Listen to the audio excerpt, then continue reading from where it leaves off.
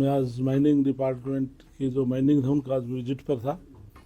कई रोज़ पहले पिचोप्पा में एक खबर चली थी चैनलों पर कि वहाँ पर पहाड़ क्रैश होने की वजह से मशीनरी दब गई, लेबर दब गई। लेकिन मैं अपने अधिकारियों के साथ खुद फिजिकली आज चेक करके आया हूँ। वहाँ पर वो सुभाष नाम का एक मजदूर काम कर रहा था और शिव शक्ति स्टोन क्रैशर है। वहाँ पर मिट्टी और जो पत्थर है उनको अलग करने के लिए और बेल्ट जब चल रही थी एक पत्थर वहाँ से स्लिप होकर उसके पैर पर लगा था और वो फ़ोटो भी मैं शेयर कर सकता हूँ। तो ना कोई मशीनरी दबी थी, ना कोई पहाड़ी क्रैश होकर नीचे पड़ी थी, तो ये नॉर्मल सी उसको चोट लगी थी। दूसरा, वहाँ पर एक SBI PL में जो कल्याणा वहाँ पर माइन है, तो वहाँ पर मौके पर गया था। उस माइन को मैं सस्पेंड करके आया हूँ क्योंकि 30 करोड़ रुपया उस एजेंसी ने हमारा रेवेन्यू देना है। तो इसलिए सरकार चाहती कि कंपनी काम करे, लेकिन जो सरकार का रेवेन्यू है वो समय पर जमा कराएं। तो 12/12/2024 को मेरे माइनिंग ऑफिसर ने मेरे डायरेक्टर को चिट्ठी भी लिखी थी इनको सस्पेंड किया जाए क्योंकि ये रेवेन्यू नहीं दे रहे हैं। तो आज मैं मौके पर खुद आकर मैंने चेक किया है, वहाँ पर माइनिंग चल रही थी तो मैं उसको सस्पेंड करके आया हूँ। क्या सर कहीं राजस्थान के लोगों का हाथ है इसमें, इस तरह की माइनिंग में?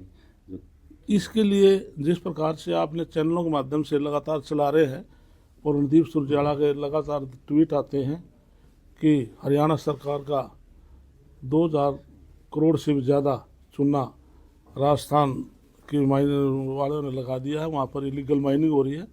मैं खुद कल उस पहाड़ी के ऊपर गया था, नूह के अंदर फिरोजपुर जिला जो पहाड़ी है, बड़ा रफ टफ रास्ता था, बड़ी मुश्किल से मैं गाड़ी वहाँ लेकर गया हूँ अपने अधिकारियों के साथ। जो हमारा जो स्टोन लगा हुआ है हरियाणा का, मैं मेरी फ़ोटो भी हम आपको शेयर कर सकता हूँ। मैं उसके ऊपर पत्थर के ऊपर हाथ लगा फ़ोटो दी है, लेकिन उससे 10-12 फीट तक पीछे राजस्थान की माइनिंग चल रही है, जिन्होंने नीचे ब्लास्ट करके जो हमारी जो माइनिंग है केवल 10 फुट का एरिया, वहाँ पर काफ़ी बड़ा क्रैक भी आ चुका है। तो हमारी माइनिंग भी उधर पड़ सकती है और राजस्थान की माइनिंग है और रणदीप सुरजेवाला हमारे खाते में डाल रहे हैं। रणदीप सुरजेवाला जब बयान देते हैं तो सोच समझ कर देते हैं। जब वो पंजाब में होते हैं तो पंजाब के लोग कहते हैं कि SYL का एक बूंद पानी भी हम हरियाणा को नहीं देंगे। जब लाइन पार करके हरियाणा में एंट्री कर जाते हैं तब बयान दे देते हैं, हरियाणा वासियों चिंता ना करो, हम SYL का एक एक बूंद पानी हरियाणा को ला कर देंगे। तो रणदीप सुरजेवाला के साथ मेरे साथी विधायक भी रहे, हम भी उनके साथ विधायक रहे हैं। तो इसलिए कोई भी बयान दे तथ्यों के हिसाब से देना चाहिए। मैं फिजिकली जाकर वहाँ देख कर आया हूँ कल। रामवनवास में भी सर इलेक्शनों का भी बहिष्कार किया गया था, इसलिए अभी मेरे एक अजीज ने मुझे नोटिस में डाला है, तो मेरी इलेक्शन दिल्ली में ड्यूटी लगी हुई है। आज मैं केवल ये 2 पॉइंट चेक कर पाया, तो भविष्य में वहाँ का भी मैं चेक करूँगा और अधिकारियों को मैंने भी निर्देश दिए हैं। तो इस प्रकार की इलीगल माइनिंग को तुरंत रोका जाए और जो कोई इलीगल माइनिंग करता है उसके खिलाफ सख्त से सख्त कार्रवाई की जाए। सर लोटिया ने भी आरोप लगाया जेपी, उसके लिए मैं बहुत बड़ी प्रेस कॉन्फ्रेंस रोहतक में मैंने की थी, उसके बाद दोषी को गिरफ्तार किया गया था, मैंने की थी। अब भी आरोप लगा रहे हैं एक दूसरे पे, कभी उन जेपी दलाल मैं इसके लिए ये कह सकता हूँ कि जो हमारी बेटी जिन्होंने सुसाइड किया है, सुसाइड होने से पहले उसने खुद विधायक को भी फ़ोन किया है, मैं गरीब SC समाज की, दलित समाज की बेटी हूँ, मेरी फीस माफ़ की जाए।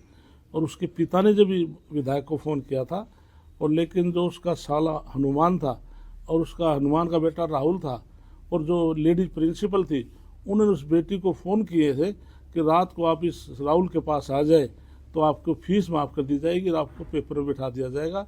वो सब रिकॉर्ड पे चीज़ें हैं, मैंने प्रेस कॉन्फ्रेंस में बातें कही थी। पूर्व CBI से जांच भूपेंद्र सिंह हुड्डा ने ये कहा, और या फिर सिटिंग जज से। इसके लिए सबसे पहले तो बड़ी एजेंसी तो भूपेंद्र सिंह हुड्डा ही है, उसकी पार्टी का विधायक है, तो पार्टी इस मामले से संज्ञान ले।